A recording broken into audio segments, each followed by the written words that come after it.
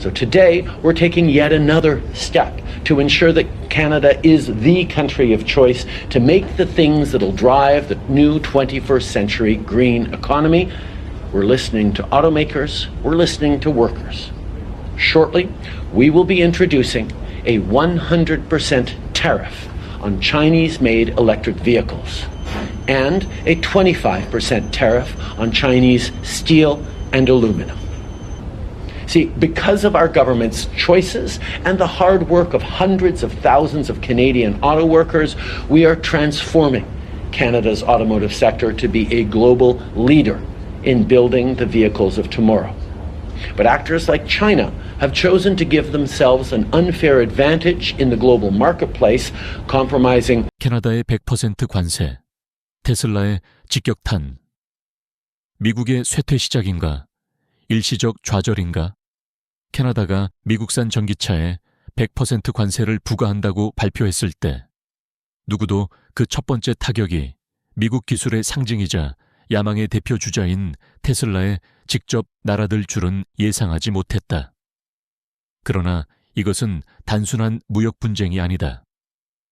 그 이면에는 전 세계 자동차 산업을 재편하고 수십만 개의 일자리를 위협하며 미국과 세계 다른 국가들 사이의 경제 권력 균형까지 뒤흔들 수 있는 거대한 지각 변동이 숨겨져 있다. 이것은 제국의 쇠퇴 시작일까? 아니면 단순한 일시적 후퇴일 뿐일까?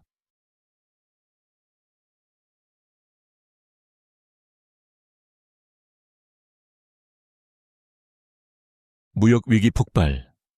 테슬라는 재앙 직면. 미국 자동차 산업 전체가 다음 타깃.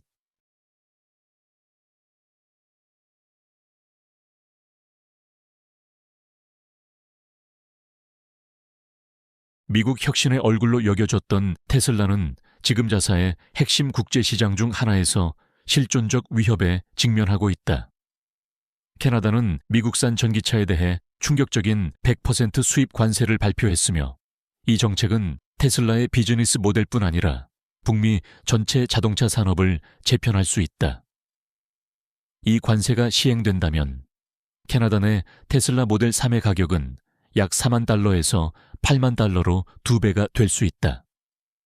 이것은 단순한 인플레이션이 아니라 캐나다 시장에서의 강제 퇴출이다. 이렇게 급격한 가격 상승은 테슬라를 평균 소비자의 손이 닿지 않는 곳으로 밀어내고 폭스바겐, BMW, 메르세데스 같은 유럽 브랜드들의 소비자들의 시선을 돌리게 한다. 이들은 이 관세에서 면제되기 때문이다. 그러나 이 이야기는 단순한 차량 가격 그 이상이다. 테슬라는 단순히 판매량을 잃는 것이 아니다. 투자자들의 신뢰마저 위태롭다. 이 회사는 미국 전기차 시장의 약 70%를 장악하고 있으며 2025년까지 캐나다의 5만 대 이상 판매를 목표로 사업 확장을 추진해왔다. 그러나 이 계획은 위협을 받고 있다. 캐나다에서 판매가 붕괴된다면 테슬라의 주가는 심각한 타격을 입을 수 있으며 이는 전 세계 운영 전반에 파급 효과를 일으킬 수 있다. 테슬라의 시장 가치는 그 성장 서사에 밀접하게 연관되어 있기에 이러한 충격은 월가를 흔들고 다른 지역 확장 계획도 둔화시킬 수 있다.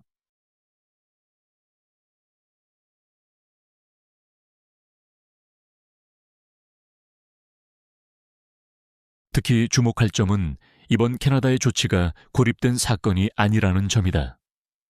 이것은 더 이상 단순한 경제 논리가 아닌 권력 경쟁의 일환으로 무역 정책이 변화하고 있다는 것을 보여준다. 캐나다는 단순한 보복이 아니라 전략적 재배치를 시도하고 있다. 유럽연합과의 시에타 협정을 통해 무역 관계를 강화하고 있으며 아시아로의 에너지 및 광물 수출 증가를 통해 미국에 대한 의존도를 점차 줄이고 있다. 배경에는 유아의 광물 공급망 동맹을 통해 핵심 자원 주도권을 강화하려는 움직임도 있다. 이 부분은 테슬라를 포함한 미국 기업들이 가장 취약한 지점이다. 이번 관세는 미국 공급망의 취약성과 단기적 무역 전략의 결과를 가늠할 수 있는 리트머스 시험지가 될 수 있다. 테슬라가 이 지점에서 실패한다면 다른 주요 시장들에서도 글로벌 경쟁자들에게 시장을 넘겨줄 수 있는 문이 열릴 것이다. 이 순간은 단순한 무역 충돌이 아니라 전략적 경고다. 이는 근본적인 질문을 제기한다. 미국은 기술 우위를 계속 유지할 수 있을까? 세계는 경제 동맹을 빠르게 재편하고 있다. 테슬라는 어쩌면 예고편일 뿐이다. 정책 이반자들이 조속히 방향을 수정하지 않는다면 이것은 미국이 주도했던 산업에서 영향력을 장기적으로 잃어가는 출발점이 될 수 있다.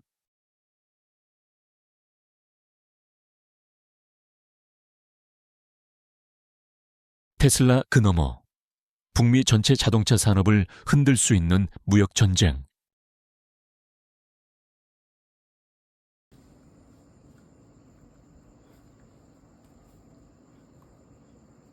현재 테슬라가 정조준되고 있지만 이는 훨씬 더 광범위한 위기의 서막에 불과하다. 캐나다의 미국산 전기차에 대한 100% 관세는 표면적으로는 보복처럼 보일 수 있지만 실제로는 수십 년간 구축된 긴밀한 국경 간 제조 네트워크를 해체할 수 있는 전략적 전환의 신호다. 이 폭풍의 중심에는 미국과 캐나다 간 고도로 통합된 자동차 공급망이 있다. 이는 나프타를 통해 형성되었고 이후 USM카를 통해 재구조화되었다. 포드, 제너럴 모터스, 스텔란티스, 구 크라이슬러 같은 미국 자동차 기업들은 캐나다 공장에서 부품, 노동력, 원자재가 원활하게 이동하는 체계를 기반으로 하고 있다. 엔진은 온타리오주 윈저에서, 변속기는 미시간에서 생산되며 최종 조립은 테네시에서 이루어질 수 있다. 이것은 단순한 협업이 아닌 상호 의존이다. 이제 이 모든 생태계가 위협받고 있다. 캐나다가 전기차 배터리, 철강, 알루미늄, 특히 리튬, 니켈, 코발트 같은 핵심 광물에 대해 추가 관세를 부과한다면 그 영향은 지각 변동 수준이 될 수 있다. 이 자원들은 단순한 원자재가 아니라 차세대 전기차의 생명줄이다. 아이러니하게도 미국은 연방 보조금과 친환경 인프라 법안을 통해 전기차 보급 확대를 추진하면서 동시에 가장 신뢰할 수 있는 공급자를 밀어내고 있는 셈이다.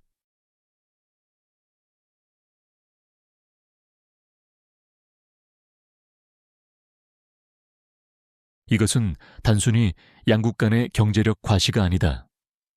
이것은 다음 산업혁명을 누가 주도할 것인가에 대한 싸움이다. 유럽과 아시아는 빠르게 움직이고 있다. 중국은 전 세계 리튬 정제의 60% 이상을 장악하고 있으며 유럽연합은 자국 내 전기차 배터리 공장에 수십억 유로를 투자하고 있다. 미국이 북미 제조 네트워크를 유지하지 못한다면 경쟁 우위를 상실할 위험이 크다. 나는 이번 무역 대립을 전략적 통찰력의 시험대로 본다. 이것은 단순한 경제를 넘어선 질문을 던진다. 정치 지도자들이 21세기 산업 전략을 설계할 능력이 있는가? 아니면 아직도 냉전식 제로섬 관세 사고방식에 갇혀 있는가? 이번 실수는 테슬라나 GM만의 문제가 아니다.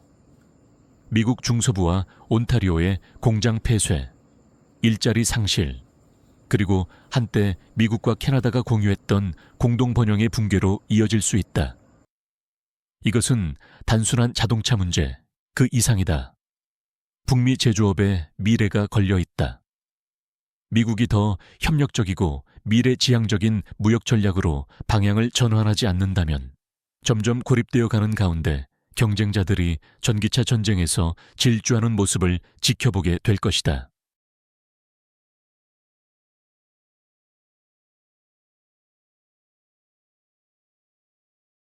여파, 미국 노동자들의 일자리 상실, 치솟는 비용, 그리고 차량 부족.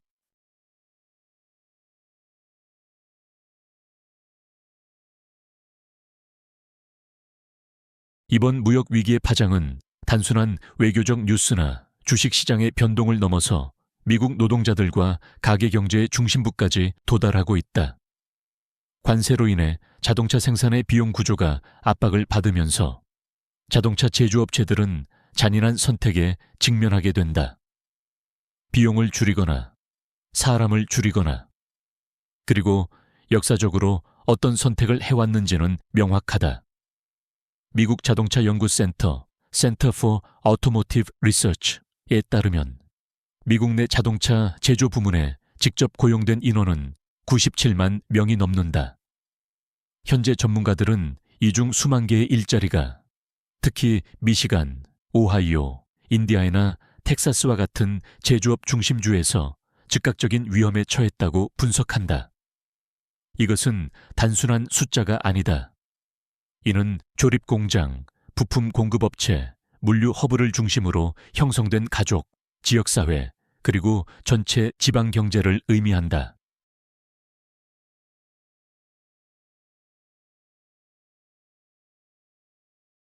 이 문제는 이미 심화된 인플레이션과 높은 금리로 인해 더욱 악화되고 있다.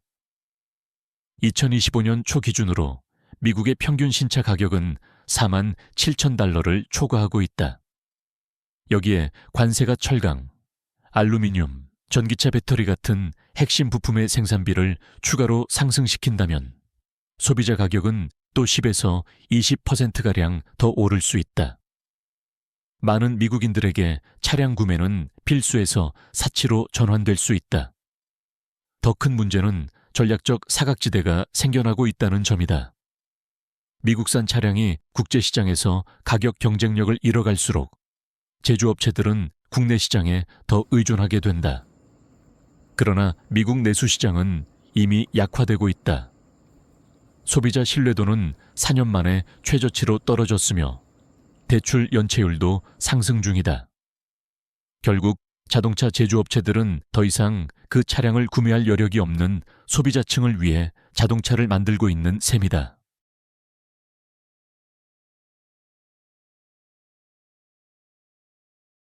이것은 단순한 경제 문제가 아니다. 정책 결정자들이 지정학적 마찰이 야기하는 인간적 비용을 무시하고 있다는 경고 신호다. 공장은 진공 상태에서 폐쇄되지 않는다. 하나의 자동차 공장이 문을 닫으면 그 충격은 동네 식당, 학교, 주택시장, 소규모 비즈니스에까지 퍼진다. 마을은 공동화되고 미국인의 꿈은 정치와 정책의 교차로에서 멈춰선다. 더 나아가 혁신 자체가 타격을 입을 수 있다. 수익이 줄어들면 연구개발 R&D 부서는 가장 먼저 예산 삭감 대상이 되곤 한다. 이는 전기 구동 기술, 지속 가능한 소재, 에너지 효율성 같은 분야, 즉 미국이 글로벌 친환경, 이동성 전환에서 주도권을 잡기 위해 꼭 이끌어야 할 분야에서 혁신이 정체될 수 있음을 의미한다. 지금 벌어지고 있는 일은 단순한 차량 가격 상승이나 해고 문제가 아니다. 수십 년간 미국 산업 강국의 상징이었던 시스템이 해체되고 있는 현상이다.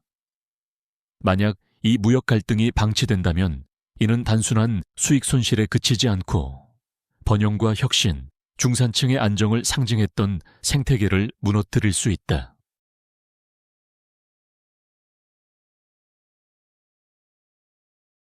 캐나다의 보복 조치로 타격 입은 미국 농업과 관광산업.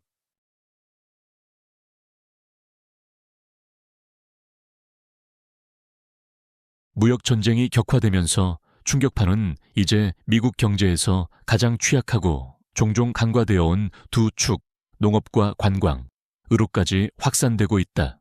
정책 결정자들이 관세와 무역 수지에 초점을 맞추는 동안 지금 가장 큰 고통을 겪고 있는 이들은 시골 지역의 농부들과 소상공인들이다. 캐나다는 미국산 농산물 전반에 대해 25%의 보복 관세를 부과했다. 소고기, 돼지고기, 유제품, 곡물, 위스키, 와인을 포함한다. 이 조치는 미국 농촌의 심장부를 정조준한 것이다.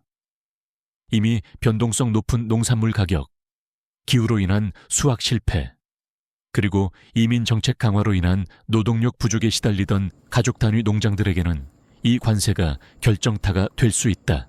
브루킹스 연구소 비루킹스 인스티튜션에 따르면 이번 대립이 지속될 경우 40만 개 이상의 농업 일자리가 위험에 처할 수 있다.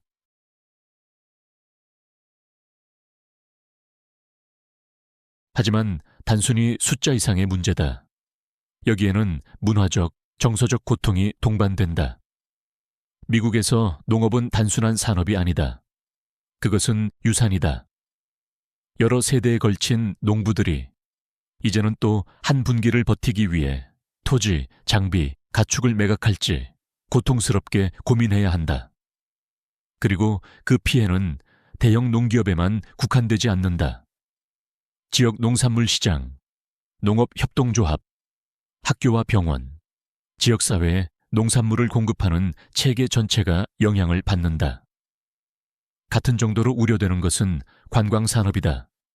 이는 전통적인 무역 분석에서 종종 빠지지만 미국 경제에 연간 1억 9천억 달러 이상을 기여하는 중요한 부문이다. 캐나다는 자국민에게 미국 여행을 자제하라는 경제적 항의 메시지를 보냈고 그 여파는 빠르고 치명적이었다.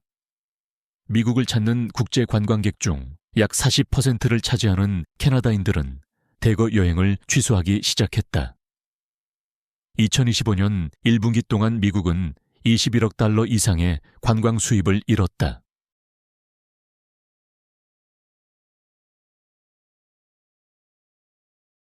캐나다의 스노우버드, 겨울철 장기 체류 관광객들이 몰리는 플로리다는 불과 3개월 만에 4억 달러 이상의 손실을 기록했다. 호텔 체인, 해변 식당, 투어 업체, 테마파크까지 모두 매출 급감을 보고하고 있다.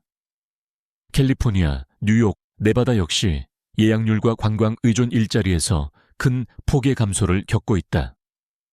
가장 우려스러운 점은 농업과 관광에 대한 충격이 미국 무역 전략에 심각한 사각지대를 드러내고 있다는 것이다.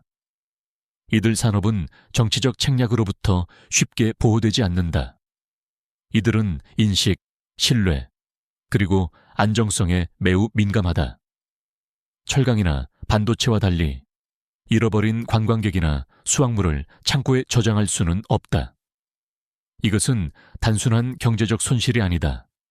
이것은 사회 구조의 균열이다. 만약 이 문제가 외면된다면 이미 워싱턴의 소외감을 느끼던 지역들에서 장기적인 환멸로 이어질 수 있다. 지금 벌어지고 있는 것은 단순한 무역 분쟁이 아니라 정책 수사와 미국 국민들의 일상 현실 사이에 벌어지는 점점 더 깊어지는 간극이다.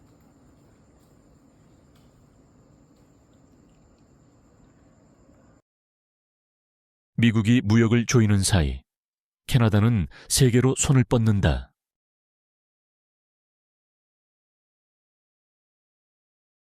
미국이 관세를 무딘 정책 도구처럼 사용하는 보호무역주의 전략에 몰두하는 동안 캐나다는 전혀 다른 길을 걷고 있다. 워싱턴이 장벽을 세울 때 오타와는 조용히 다리를 놓고 있다. 캐나다는 무역 다변화를 단순한 대안이 아닌 장기적인 글로벌 영향력을 위한 선제적 전략으로 삼고 있다. 이 변화의 핵심에는 캐나다 유럽연합 포괄적 경제무역협정 ECCETA이 있다. 2017년 잠정 발효 이후 CETA는 캐나다의 무역 환경을 대대적으로 바꾸어 놓았고 캐나다 EU 간 연간 무역 규모는 1,000억 달러를 넘어서게 되었다. 이는 단순한 무역 협정을 넘어선 의지의 표현이다. 특히 점점 더 예측 불가능해지는 단일 파트너에 대한 의존도를 줄이려는 캐나다의 적극적인 태도를 보여준다.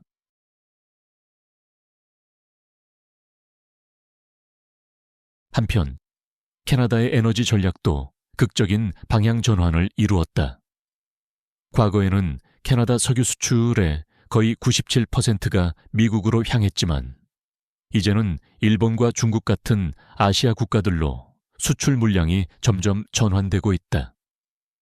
이 변화는 상징적 의미를 넘어서 캐나다가 자국의 천연 자원을 통해 새로운 지정학적 동맹을 유치하고 있음을 보여준다. 코로나19 이후 글로벌 에너지 수요가 급증하고 러시아 우크라이나 전쟁으로 인해 공급망이 불안정해진 지금 캐나다의 탄화수소는 전략적으로 중요한 자산이 되었다.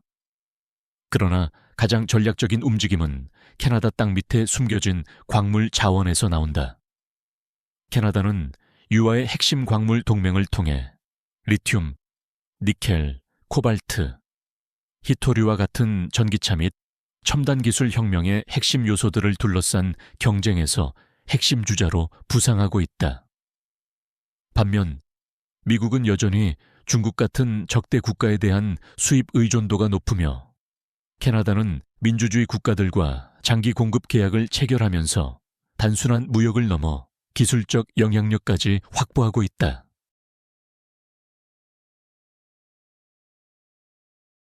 주목할 점은 캐나다의 경제적 민첩성뿐 아니라 사고방식의 차이다.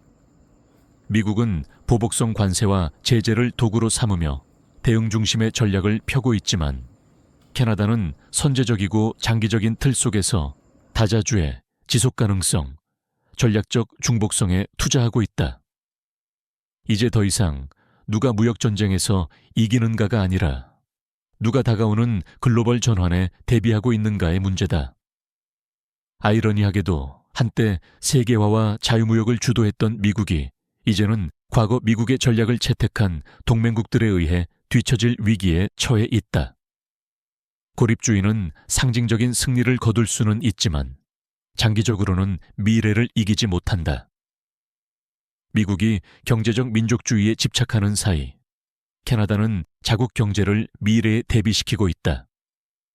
이러한 추세가 계속된다면 워싱턴은 곧 이웃과 동맹들이 더 이상 미국의 리더십을 기다리지 않고 독자적으로 나아가고 있음을 깨닫게 될 것이다.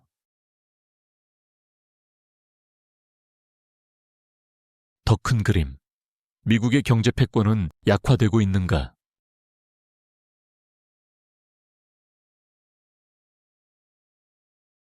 캐나다가 광물 동맹을 구축하고 수출을 다변화하며 EU 및 아시아와의 관계를 심화시키는 가운데 미국은 여전히 단기적인 정치쇼와 미디어 각본에 좌우된 반응적 패턴에 갇혀 있는 듯하다.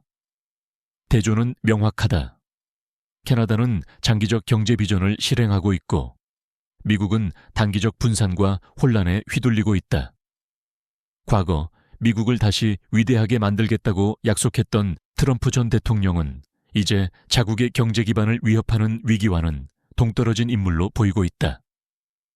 인플레이션이 오르고 애틀랜타 연준에 수정된 추정에 따르면 GDP는 연율 마이너스 2.8%까지 축소되며 노동시장도 식어가는 상황에서 트럼프는 테슬라와 도지코인에 대한 농담이나 던지는데 더 몰두하고 있다.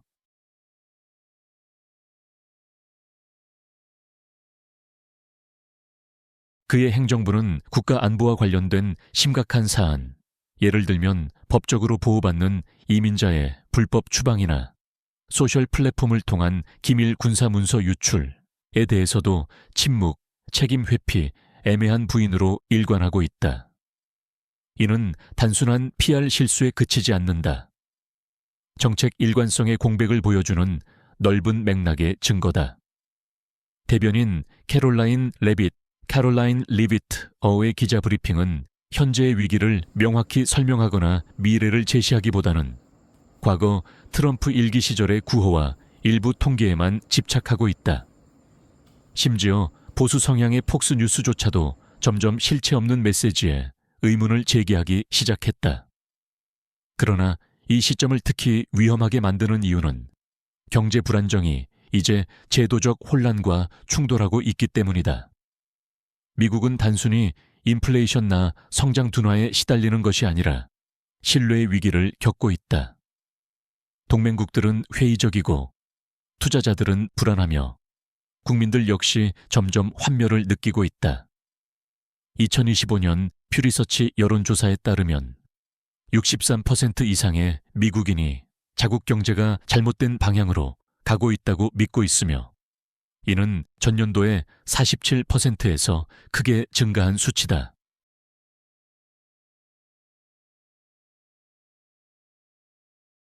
지금 우리가 목격하고 있는 것은 단순한 정치적 기능 장애가 아니라 미국의 전략적 역량이 서서히 침식되고 있는 과정이다.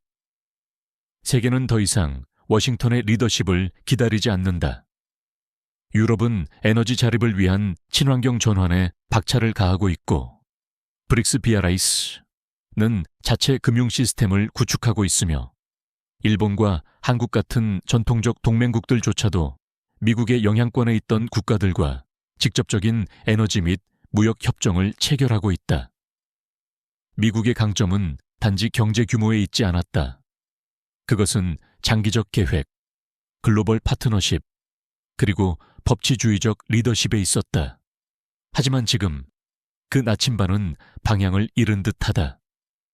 미국이 쇼맨십에서 벗어나 실질적인 정책으로 방향을 전환하지 않는다면 단순히 영향력을 잃는 데서 그치지 않고 미래를 형성할 수 있는 능력 자체를 상실하게 될 수 있다.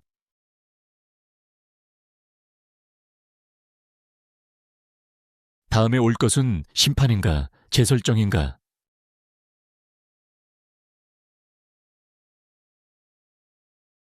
테슬라 관세 전쟁에서 비롯된 여파는 고립된 사건이 아니다. 이는 훨씬 더 깊은 경제적, 외교적 붕괴를 경고하는 붉은 경고등이다. 한때 개방시장과 규칙 기반 무역의 세계적인 옹호자였던 미국은 이제 시대에 뒤떨어진 경제민족주의 모델로 후퇴하는 듯 보인다. 그리고 그 결과는 점점 더 뼈아프게 드러나고 있다. 캐나다의 미국 관세에 대한 대응은 단순한 보복에 그치지 않는다. 그것은 구조적 전환이다. 캐나다는 보복 조치에만 의존하는 대신 미국 의존도를 줄이고 동서양으로 전략적으로 방향을 돌리며 글로벌 무역 관계를 주도적으로 재구성하고 있다. 유럽연합과의 시타 협정, 일본 및 한국과의 심화된 관계, 유럽과의 핵심 광물 협약 등을 통해 캐나다는 향후 10년간 자국 경제를 지탱할 회복력 있는 파트너십 네트워크를 구축하고 있다. 이렇게 함으로써 캐나다는 분명한 메시지를 전달하고 있다. 대립이 아닌 적응이야말로 진정한 주권의 길이다. 이에 비해 미국은 여전히 징벌적 관세를 우선 수단으로 사용하고 있으며, 이는 오늘날처럼 초연결되고 다극화된 세계에서는 20세기형 정책 도구에 불과하다.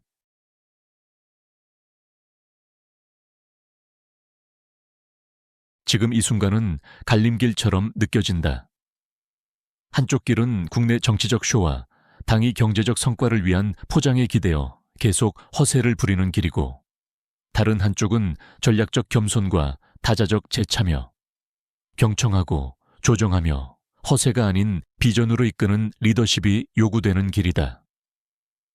불행히도 현재 워싱턴은 실질보다는 말장난에 더 몰두하고 있는 듯하다. 테슬라 사태는 더 큰 시스템적 문제의 상징이다. 오늘날 미국이 뒤처지는 이유는 다른 나라가 강해서가 아니라 미국이 스스로 진화하기를 거부했기 때문이다. 글로벌 경제 질서는 빠르게 전환 중이다. 지역 무역 블록, 디지털 통화, 녹색 에너지 공급망, 자원 외교로 재편되고 있다. 제자리에 머무르거나 더 나아가 낡은 매뉴얼로 회귀하는 것은 곧 뒤처짐을 의미한다.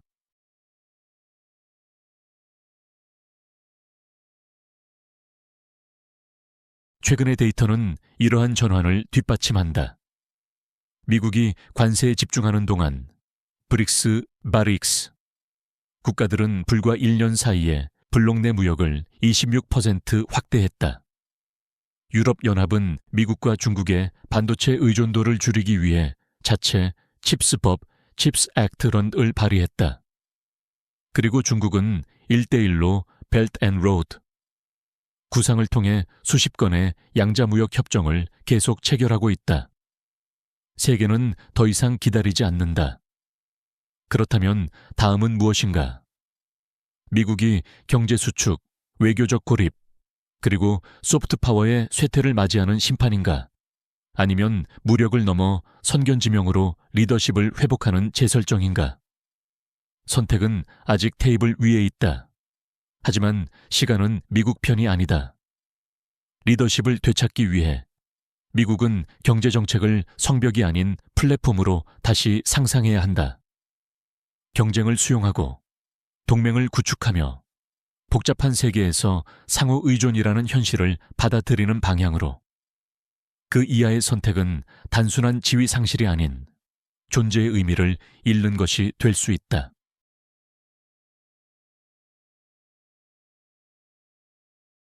이번 무역 위기는 단순히 테슬라에 대한 타격 그 이상이다. 이것은 낡은 경제 모델을 향한 경고 사격이다. 캐나다와 다른 국가들이 동맹을 확장하고 미래를 위한 구조조정을 추진하는 동안 미국은 당위 반응과 내부 정치 갈등에 여전히 얽매여 있다. 이제는 누가 관세 전쟁에서 이기는지가 아니다. 미국이 빠르게 변하는 세계에 적응할 용기를 갖고 있는가의 문제다. 역사는 누구도 기다리지 않는다. 그 역사는 시대의 흐름을 듣고 너무 늦기 전에 행동하는 이들의 것이다.